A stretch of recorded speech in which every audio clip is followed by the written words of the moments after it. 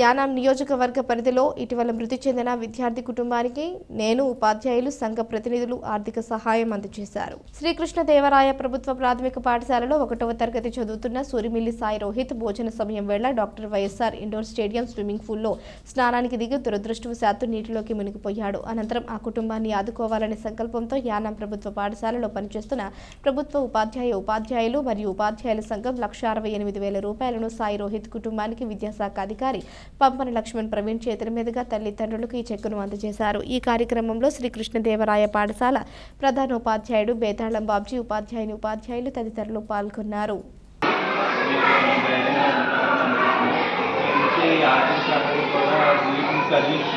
మంచి ప్రయోజనం చేయాలి. మేము ఎప్పుడు ఎందుకంటే ఆ రోజు మర్చిపోలేమాట. ఎందుకంటే గాంధీ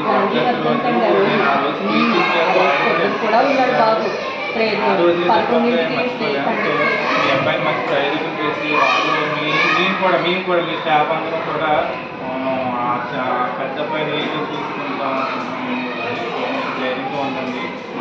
ఇచ్చే ఆర్థిక సహాయాన్ని మళ్ళీ 5 సంవత్సరాలకు అలా రెగ్యులర్ చేసుకుంటూ వీళ్ళు కనీసం ఇంటర్మీడియట్ లేదా ఏ బీటెక్ వచ్చేటప్పటికి ఆ పెద్ద అమౌంట్ అట్లా చేసుకుంటే ఆ పెద్ద అమౌంట్తో మంచి కాలేజీలో చదివించి వాటిని మంచి సాఫ్ట్వేర్ లేదా డాక్టర్ ఏదో చేసి మీరు పెద్ద అబ్బాయిలు ఏం లోటు తీసుకోవాలి.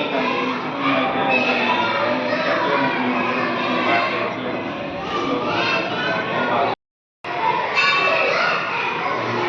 మొత్తాన్ని ఎవరు కూడా భర్తీ చేయలేదు. చిన్న పసుపుంది అలాగే అయిపోవడం మాకు అందరికీ చాలా బాగా. నేను